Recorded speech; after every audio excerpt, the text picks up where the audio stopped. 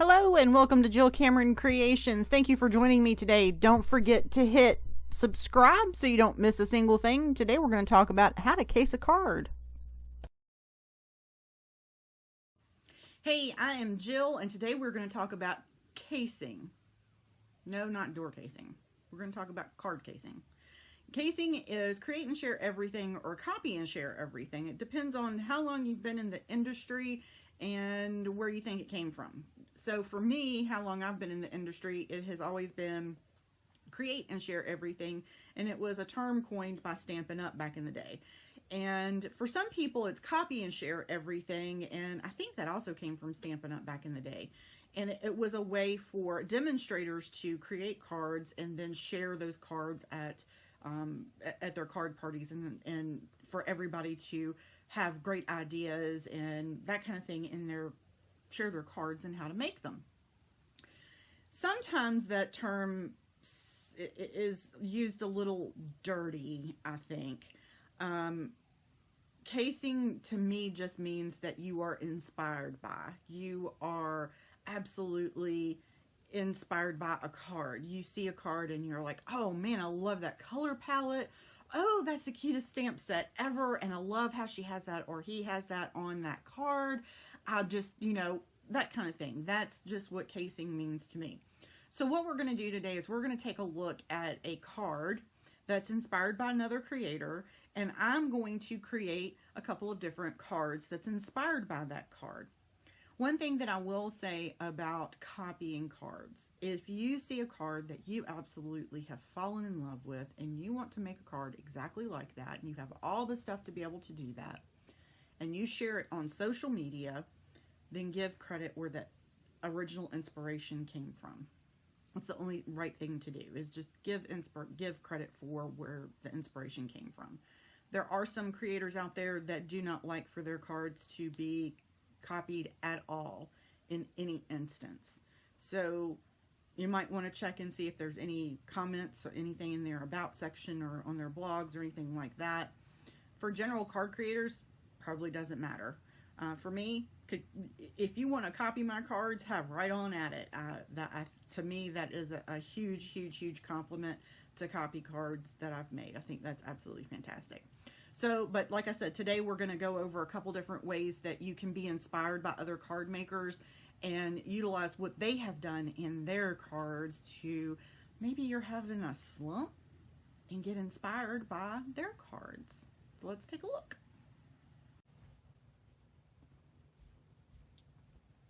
All right, so our inspiration that we're going to be casing is a card by My Joyful Moments by K. Miller Designs. And I picked a card that I knew I had the stamp set for. Because let's face it, that's pretty much what our inspiration generally stems from, is we are looking for a card that, for our stamp sets that we have. And I have this stamp set, and this stamp set is by Pinkfresh Studios.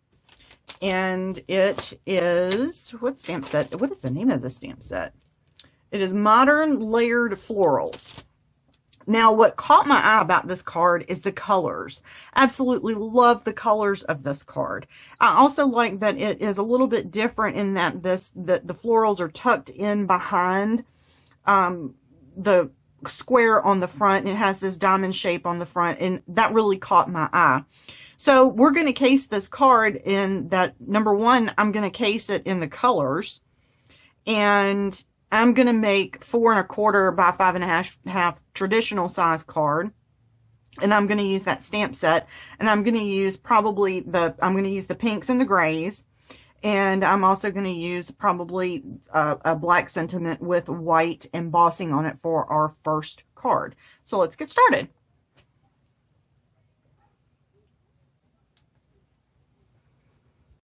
Now, something I use right often to figure out what colors I want to use is this. Sign up for my newsletter and you can get this delivered directly to your inbox. It's in the very first email. The link to it is. So I am looking for the pinky peaches that I want to use. Ooh, that soft cantaloupe and pale tomato would be pretty together. those two right there would be pretty together. So I'm going to keep that in mind.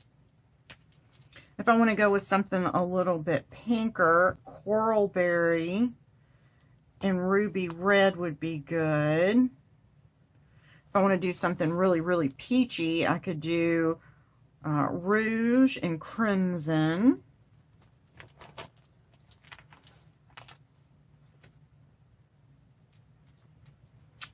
And I think for my grays, I'm going to do...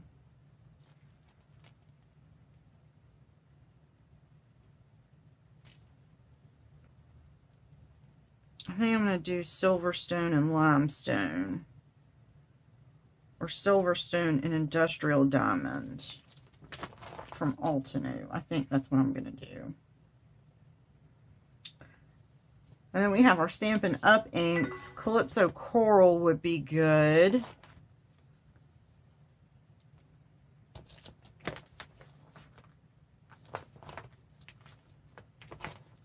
And then we have scrapbook.com. Ooh, I like Rainy Day and Charcoal. Ah, that's the grays I'm going to use. Sorry, I didn't turn off my phone over there. I think those are a little too bright for what I want to do. So we're going to do scrapbook.com's Rainy Day and then Charcoal.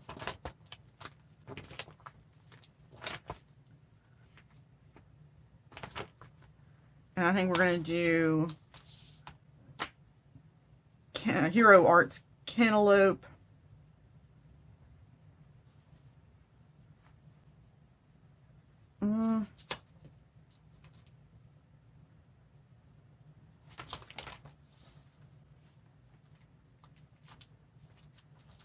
No, I think I'm going to go with the Rouge and Crimson from Altenew. I had to speed up the actual card making process because, yeah, this video would have been almost 2.5 hours long. Sorry. So I had to speed this up a whole lot. So I'm going to do some voiceover. I'll pause a little bit doing voiceover and just play some music while you watch me make a little bit of a card. Because the important part of this is seeing how the design process works to case a card. To figure out how you go from seeing that card, not replicating it exactly, and getting inspired by it. That's that process that you go through there. Now, the one thing that I like to do that I didn't talk about in the beginning of this is if I see a card that I like, I will, especially if it's on Pinterest, I'm going to pin it to an inspiration board that you're more than welcome to go grab and follow along, because there's like 50,000 cards on that. And I'll scroll through that all the time for inspiration, maybe for a color palette, or a design or anything, just like what I'm doing here. I saw that card. I loved the color palette on it. I loved the diamonds and the florals together in combination with that floral, with that color palette. So we're replicating that a couple of different ways in this card here, in these cards.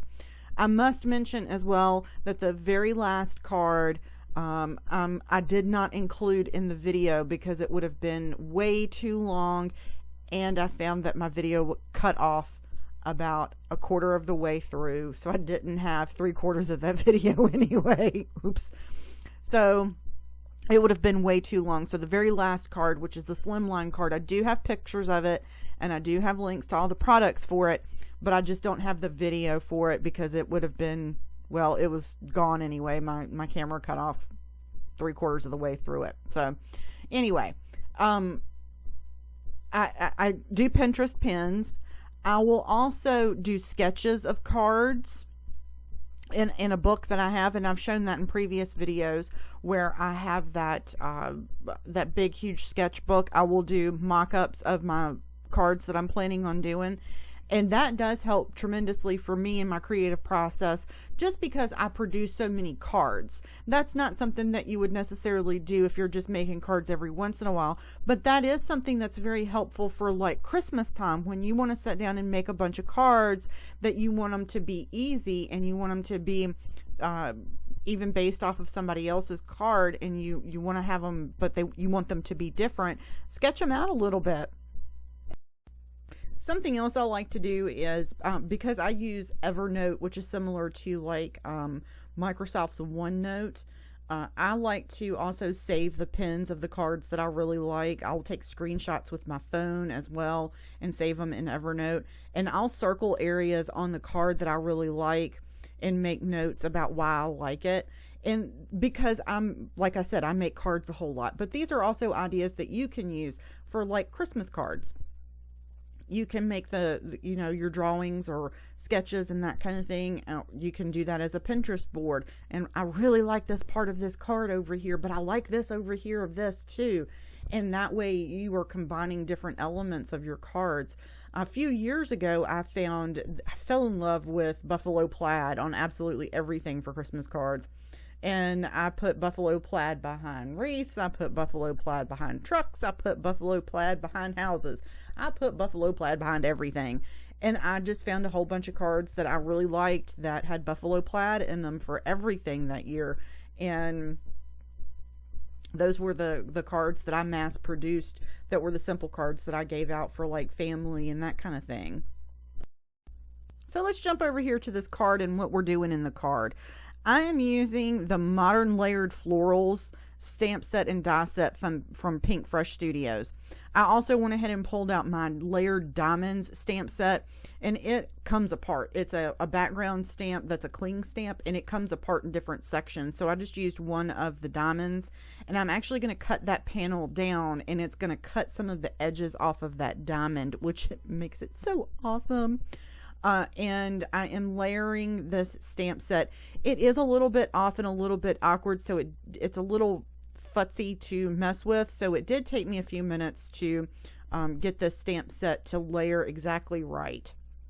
And I used that inspiration from our inspiration piece. I used the colors from that. Now I'm going to go ahead and stamp our sentiment. If you see that U that's over there to the left, I was going to put that on this card, but it's way too big for that, so I didn't. I ended up just going with the simple strip sentiment here, and I'm actually going to cut that in half and stack that on our card, and it's going to be super cute, super cute.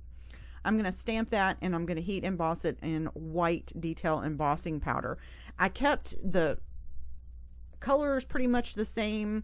I kept the embossing powders the same. It was either silver and or white on black, or silver on white. Just kept it, all of that part, pretty simple. And I started to pull out my tweezers because I had a cat hair.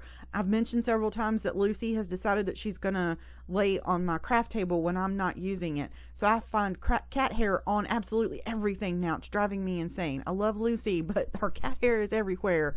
And I've never had a cat that lives on my craft table as much as she does. But that's okay. She's a sweet kitty. All right. So this is our stamped image here, and we're going to go ahead and I'm going to die cut this out. It's a couple little pieces in the middle that need to be popped out when I'm done, and then we're going to die cut our rectangle with or diamond out with a stitched rectangle frame up there.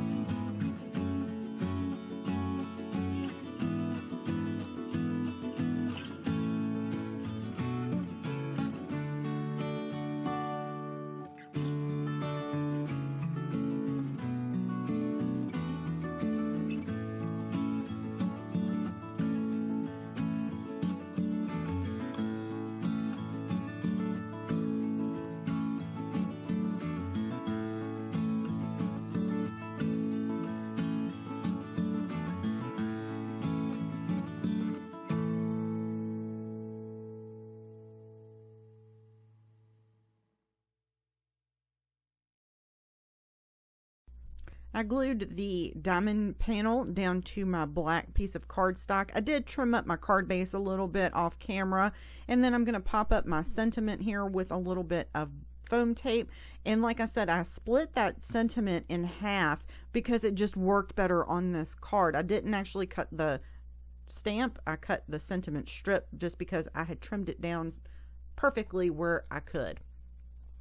And then to finish this card off, I'm going to add a bunch of clear sparkling jewels. And I have this really cool little picker tool here that is rainbow, and I love it, and I'm in love with it, and like I'm going to marry it, and like it's so pretty. And I'll link to that in the description below. It's over on Maker Forte. Next, we are going to talk a little bit about comparing the two. We're going to go back and look at our inspiration piece and this card and see where we're picking up that inspiration and our in our piece that we just did. So let's take a look at that real quick.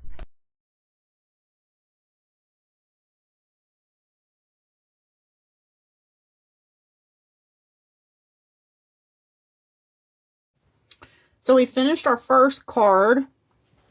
So let's go back and look at our inspiration piece. And we have our diamond in the background and our colors. So here's our inspiration. And here's the card that we finished. Not exactly the same, but inspired by, cased from, created and shared. So now we're going to make our second card. Now, the second card, what we're going to do is we are going to use a different stamp set, because you see this card and you love it and you want to make something similar to it, but you don't have the same stamp set. And sometimes that happens. And we have a floral stamp set that might be similar to it, that we can recreate this in a similar manner. So that's what we're going to do. We're going to make a square card. This card's dimension is 4 1/4 by 4 1/4. And we're going to make a 5 by 5 card. And we're going to do something similar to this with a different stamp set and a similar color palette. So let's get started. Okay, so for our next card, we're actually going to make a square card very, very similar to the card that is our inspiration piece. However, we're going to use a different stamp set. And sometimes we have a card that we absolutely love, but we just don't have the stamp set to go with it. But we have something that's kind of similar that we can pull off that look and get that same kind of feel with it. So that's what we're going to do. I have pulled out my square dies here from Spellbinders. Be very careful when you're doing this particular thing that you don't cut through the edge of your cardstock. So flip your card over, tape it down, and flip your cardstock and your die and stuff over, and make sure that the edge of the cutting area of the die isn't hanging over on the edge. It looks like it is, but it isn't. Also, it probably would have been a good idea for me to tape the square back in at that point. You'll see later on why I say that. It just helps to keep it all squared up when you are going to put that back on your card front. It just helps to keep it all squared up. All right, so now I'm going to stamp this. I'm going to use dark gray for my outline on this, and then I'm going to use all of our bright colors on the inside. I'm keeping that kind of really same color palette that we're inspired by. So I'm going to play some music while I finish up this card, because it's a very similar process that we did with the first one. We're just doing a different design.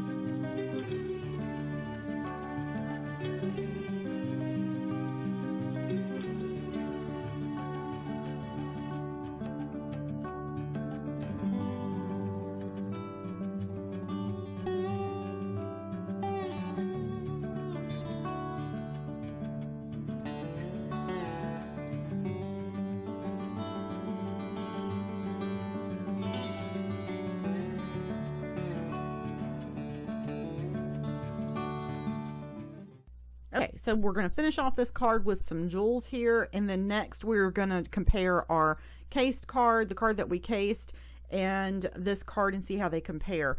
I don't have the video for the third card because, well, my camera cut off, you know, like quarter of the way through it, so I don't have that. I'm sorry. Anyway, I do have pictures of it though. It's at the end of the video, and they're also over on my blog, so go check that out. Products I used are at the end of the video. I hope this inspires you to look at cards differently and anything around you way different for inspiration, and to be able to look at a card and go, I really like that, and go and pull out what you have and be able to make your own cards in your own style. Thanks so much for joining me today. Y'all have an amazing day, and go get inky.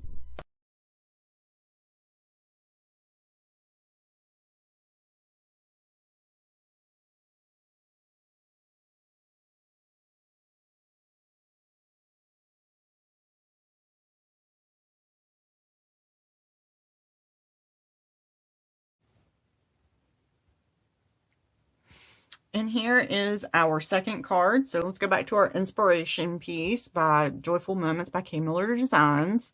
We have our grays and pink colors in our diamond shape and our square card. And we did darker grays and peachy pinks and our diamond in the center there, and a little bit bigger card than that. And we added some diamonds to it. Very inspired by, but not the exact same card. Similar layout. It's not tucked in. It's all on top, but very similar layout and inspired by. Cased card. Create and share everything. Not copied. Isn't that cool? All right, so for our next card and our last card, I'm actually going to do a Slimline card. And I'm going to carry over the diamond shapes in the background. I'm going to do white on white for the background for our background Slimline card. I'm going to use a Slimline die. Let me see if I can find it real quick. I think it's in the bottom here. I'm going to use this Slimline die, and I'm going to do, actually I'm probably going to cut this out of some gray cardstock on white and keep that diamond theme going, and I'm going to do some flowers, and probably going to use a different flower set as well. Find a different flower set that I like and keep the color theme going. Very inspired by, but a different card altogether, but still use some of those same elements that are inspired by this original card here. And I really want you to see how you can be seriously inspired by a card and not copy it completely. And sorry, there's a plane getting ready to go over. I'm sorry if you hear that. There's you can be completely and totally inspired by a card and get really, really different looks from it without copying it exactly. Now, if you love this card and that's something that you wanted to make for a friend and send to them, absolutely do that. But just